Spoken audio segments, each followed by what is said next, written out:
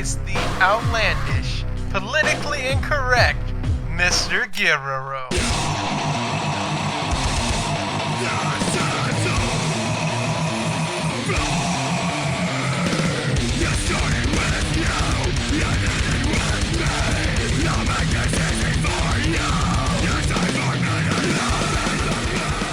Welcome to my podcast. This is Giroro.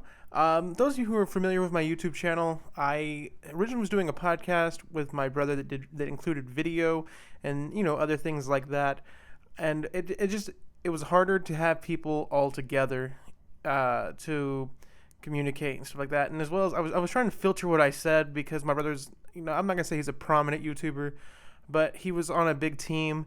And I didn't want him to be affiliated with things that I said and it come down on him and his, channel. So this is kind of going to be my own solo podcast thing.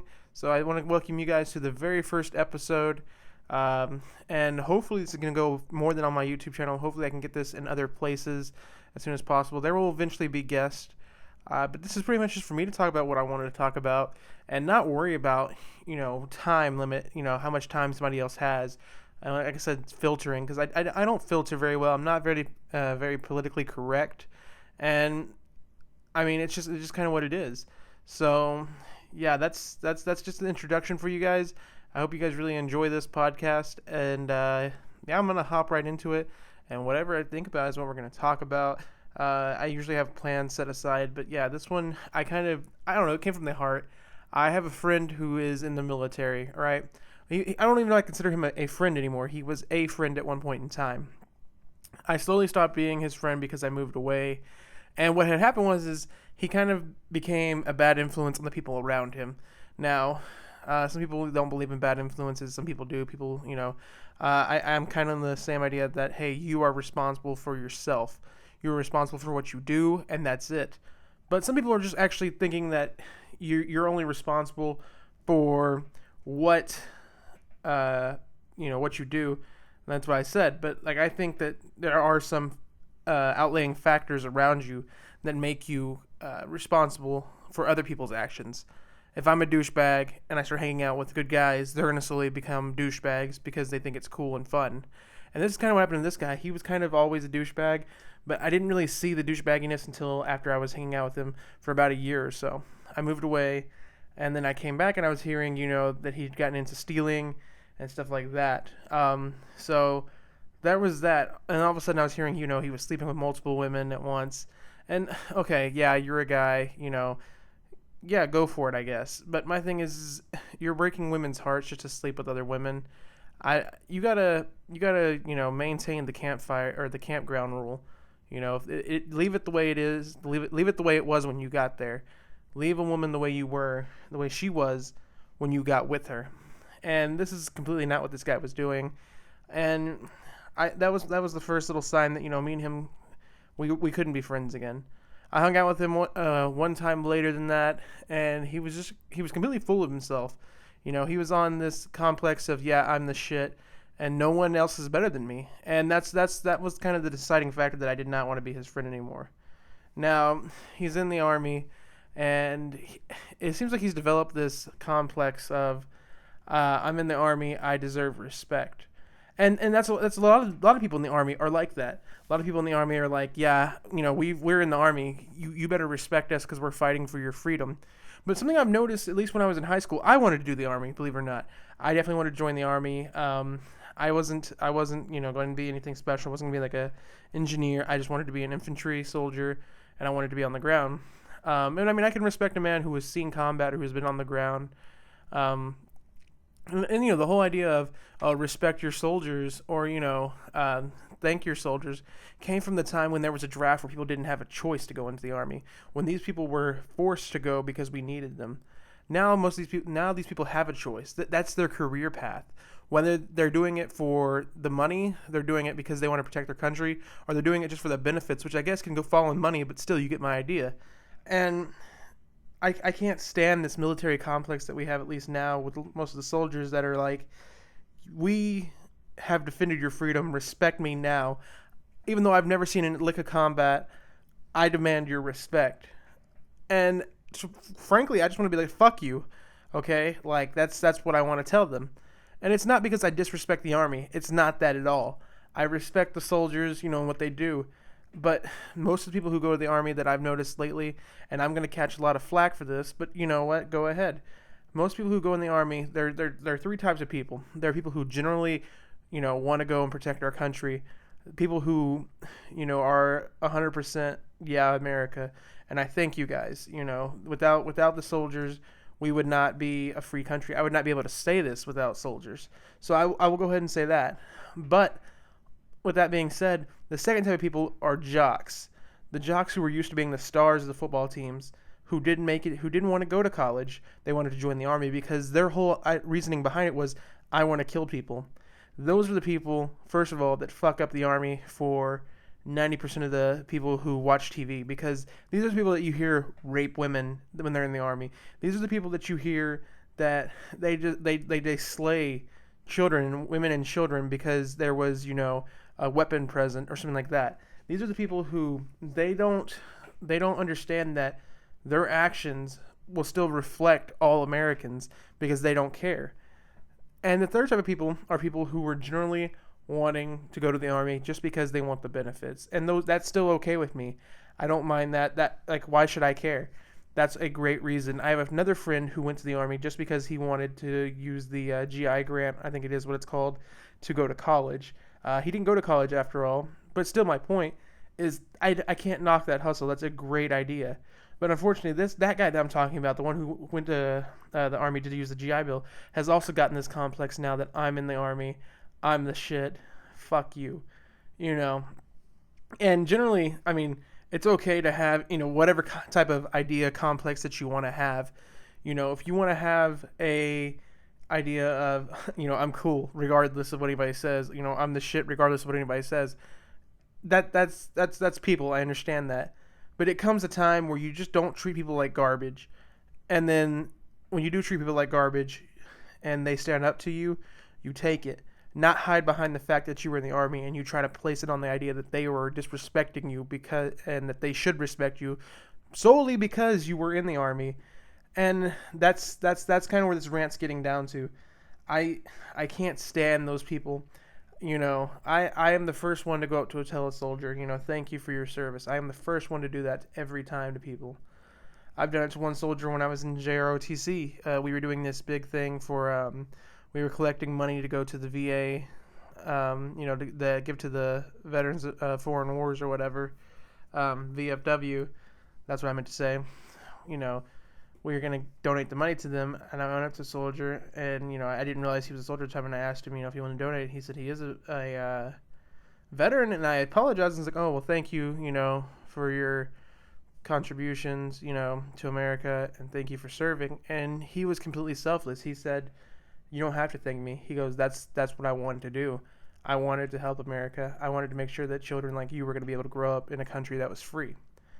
And I don't remember what that guy's name was, and I hopefully I can thank him, because those are the people that I want defending my country, people who are selfless. And that goes into the argument that no one's really selfless because they do things, because they're good, which in that case it's not really selfless. But that's for another subject for another time. I personally just don't enjoy douchebags. That's what it comes down to. Especially these people who they're fresh out of high school, and that's what they do. Same thing. I have a girl that I used to be friends with just on Facebook, not even in personal life. Her brother was my friend, and the thing was, is she was talking about how she hated these teenagers who were wearing camouflage because she earned her right to wear the camouflage, and that teenager didn't. But the thing is she hasn't even seen combat. The only thing she's done is go through boot camp. Second of all, and another thing for me is I enjoy wearing camouflage. I enjoy wearing, anything, camouflage vest, pants. I don't pose as a soldier, okay? I understand that, if you're a soldier, it is disrespectful for other people to pose as soldiers. But to me, it'd be more it shouldn't be a big deal unless you're one of the ones who've seen combat and, your friends have died and stuff like that. This woman, she completely just decided that, hey, this isn't okay, because I went through boot camp. I've deserved that. I'm entitled to be the only one who wears this type of, this camouflage. And that girl got a special fuck you just from me because I could not. When she said it, it just sounded ignorant. And like I said, I'm going to say it again. She said, I seen this guy wearing camouflage. I approached him and asked him to take it off. He said no. I yelled at him because he did not earn his right to wear the camouflage like I did. And like I said, this bitch has never seen combat. So what makes you think you've earned your right to wear camouflage? And, hunters wear camouflage. So I'm guessing we shouldn't allow hunters to wear it anymore either. Now, once again, I can understand if he was in full uniform and she had seen combat, or even, I like a lot of YouTubers, even like Devil Dog Gamer. If he's seen him, Devil Dog Gamers came from a bad war. He had a bad tour of duty, and I can understand why that'd be disrespectful to him. I'd understand if it's disrespectful to anybody who went to a tour of duty and may have lost friends or even just seen combat. This girl has never seen combat. She hasn't deployed. I think she's like National Guard, and that's it. I'm not knocking National Guard, okay? So don't get that wrong. But my point, she's National Guard. She hasn't seen combat. She hasn't deployed or anything like that. So she, am I wrong for asking her to calm down on that idea? I personally don't really think I'm wrong at all. So I can't understand people. That's insane to me. So we're going to go ahead and take a quick commercial break, and I will be right back with you guys.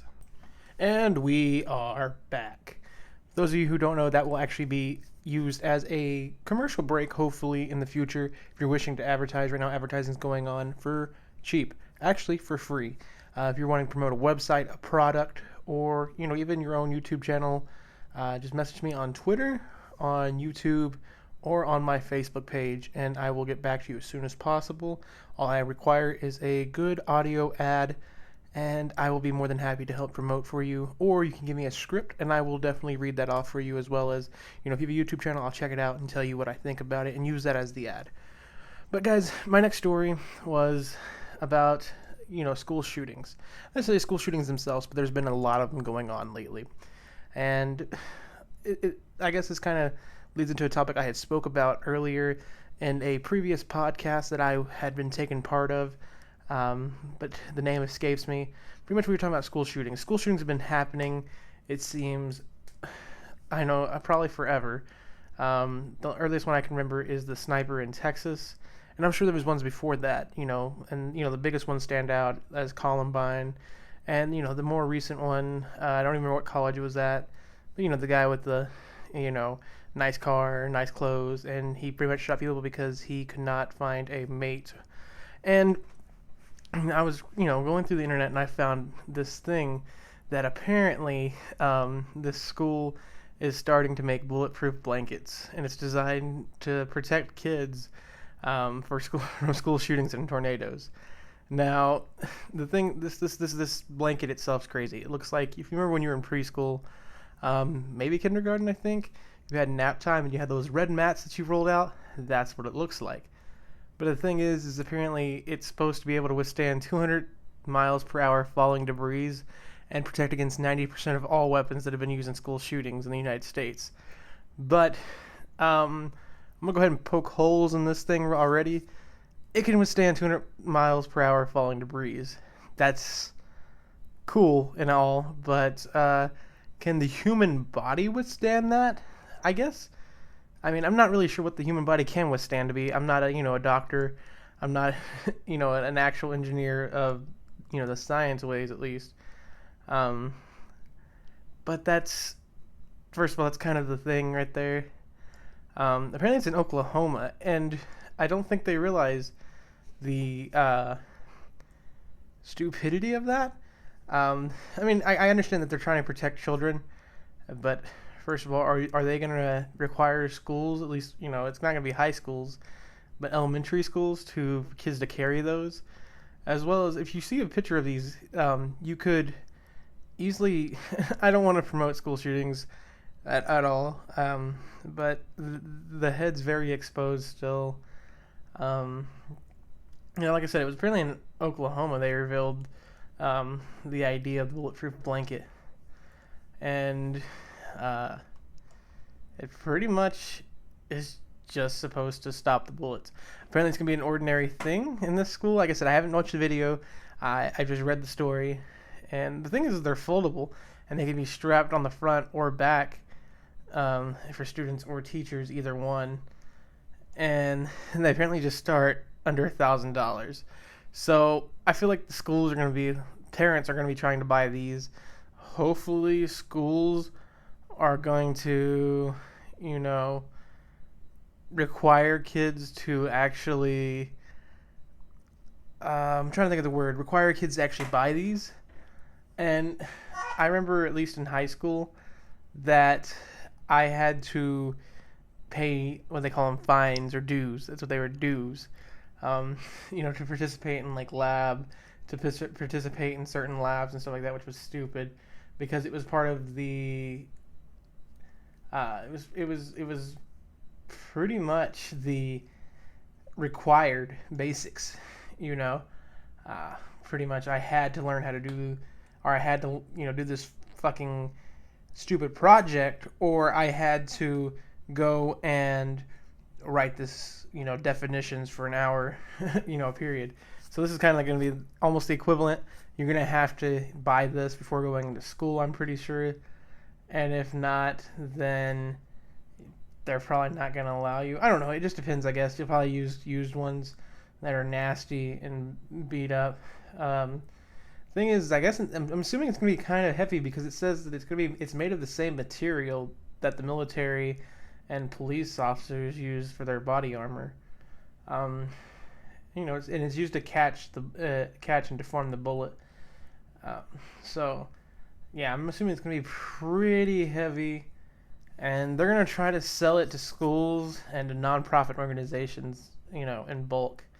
But I remember when I was in school, we never really, I guess schools do have tornadoes and stuff, obviously, but I think we practiced tornado drills when I was in elementary school, and then throughout high school that was kind of like whatever. But school shooters, guys, you always gotta, there's one thing about school shooters. If they want to shoot somebody, there's going to be very little to kind of stop them from doing that. You have a bullet shield nonetheless, but first of all, who's going to have their bullet shield ready? Yes, that's going to protect children after the first couple shootings have occurred, but at that same note, what stops that guy, if you're laying on the floor with the bullet shield covering you, from kicking the bullet shield and shooting you? This is a great idea on paper, but for some reason it's a flaw in overall. I thought about, why don't they just school, and I understand some schools are independently funded. I think almost all the schools I've been to, except for one, was independently funded. But why can't they start making schools have to make all the glass in the school bulletproof? Make all the doors the metal, splinter-proof, shatterproof doors. And the thing with bulletproof, windows is they don't necessarily stop bullets as much as they will stop them, and it's going to take a few more punches to go through.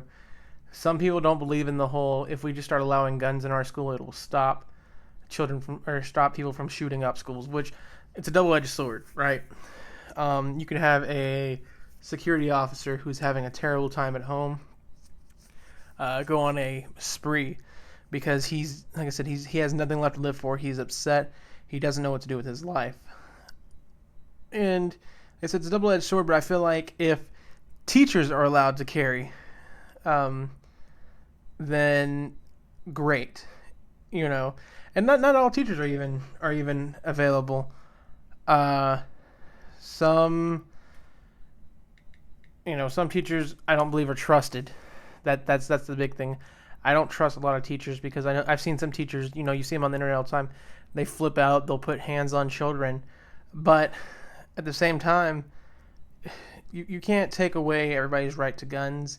There needs to be someone there to protect the children, even if it's just a single officer that's, in camp. I said on camp. I meant to say on campus. I realized I said that after I took that long break there. But on campus, that they need that police officer to stay on campus. If it's a large campus, they need, one police officer per how many ever children, And I understand that it's hard for, I guess, schools to do this, but maybe one police officer per 100 children. My high school, at least one of the high schools I went to, was a pretty large high school.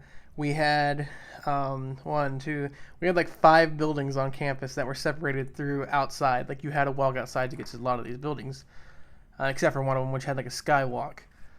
And then you had the JROTC building across the street. And one of the things was I only noticed we only had one campus police officer, and I didn't see him that often. But the crime rate at that school, the children who were likely to commit a felony of some sort, a shooting of some sort, there were just tons of them. You see them everywhere, and there was no campus police to be seen. I probably have seen one campus police the whole year I went there, and I seen him, I think, like get in his car when school had let out and kind of just sat there. So, you have to actually try to make school shootings not happen. Not, same way like we were making these terrorist acts harder to happen. We need to do that with school shootings by increasing, our patrols at our schools and stuff like that. We can't expect people to just stop doing school shootings. That's how I am, at least. Other than that, guys, yeah, that's that topic. I'm kind of, like I said, scatterbrained on it. That was probably a really dull subject for some of you guys. So we're gonna go hop into some real quick esports news.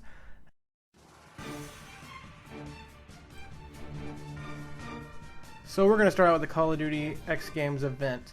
So a lot had happened that day. There were a lot of rumors that Team Envy, actually went ahead and forfeited a match so that they could go against Evil Geniuses, who was formerly Complexity, who, can be considered one of the greatest Call of Duty teams, ever. But what ended up happening is Envious forfeited against Evil Geniuses. Optic beat Evil Geniuses, and Envious had to go against Team Caliber, and Team Caliber defeated Team Envious. So we kind of have a couple, standings here. Pretty much the FaZe Pro Team Red seemed to actually be placed, bottom mostly. You had the 7th. Or at least the 7th place finisher was Optic Nation. Now, Optic Nation, as you guys may or may not know, you have Optic Gaming and Optic Nation. Optic Nation was made up of Imbos, Ricky, Miracles, and Killa. Pretty much what happened is they kind of, they like I said, they finished 7th. They gave Team Caliber a run for their money. They just weren't able to beat them. That's just all it was. They lost 3-2, and the same thing happened when they play Strictly Business. They'll definitely be coming back to Anaheim, and I think they're going to perform really well at Anaheim. I'm hoping that's what's going to happen. Like I said, FaZe, they placed 8th. I really don't know what happened there. They kind of outslayed. They were just outslayed is what happened, more or less. They lost both of their first matches 3-1 to Optic Gaming. And then they were 3-0'd by Curse Orange. That just took him out of the tournament. I'm hoping.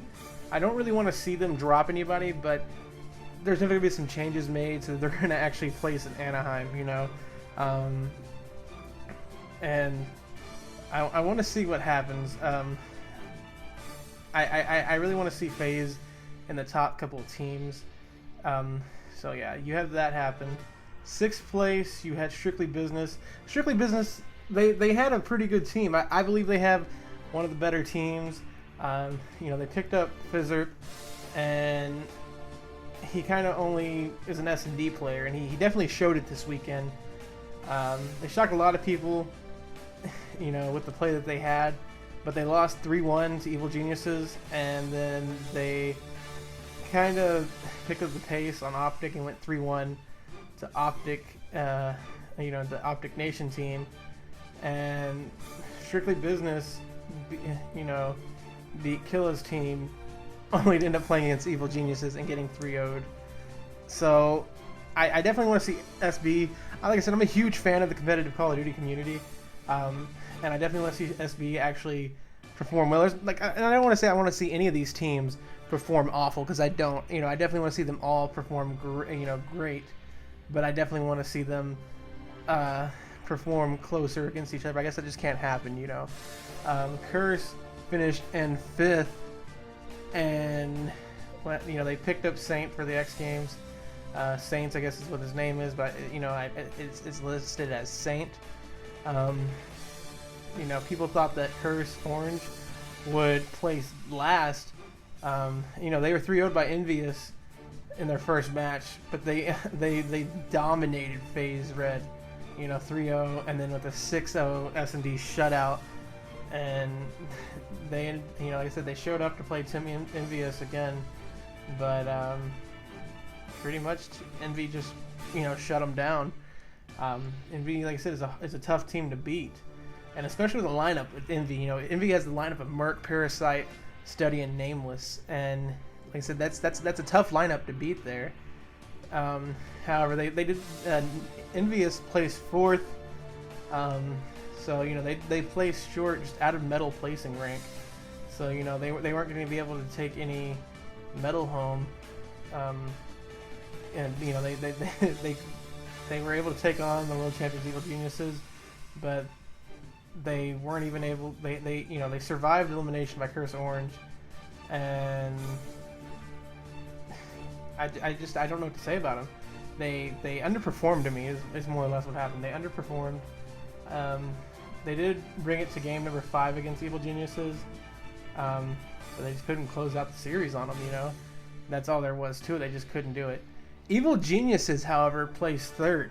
Now, that right there is insane. A team who was, championship status placed 3rd. I kind of expected Evil Geniuses to come in and place 1st, and then Optic Gaming to come in 2nd. But, they kind of... I don't know what happened. I guess Optic Gaming had a better game that time. Optic Gaming beat them a 3-1 series count versus Evil Geniuses. And knowing them as a championship caliber team, they're going to come back for Anaheim, and they're going to be twice as good as they were. They're going to definitely, that's their bread and butter. They are I don't want to say that they're the best Call of Duty team, but statistically they are. Team Caliber also shocked everybody. They got 2nd place, and a lot of people didn't think that Team Caliber was going to show up even at this event, because their poor season 2 play, but they showed up to the event and they beat Evil Geniuses, which is surprising, and Team Envious, and that right there is showing that anybody with enough dedication to the game can win. These guys definitely did a great job at at just winning. And first place, Optic Gaming, a well-deserved, long-awaited first place ranking. They've gone through some issues in the past, but I think they found their good rotation with Nadeshot, Scumpy, Clayster, and Proofy. They found a perfect rotation. It's good.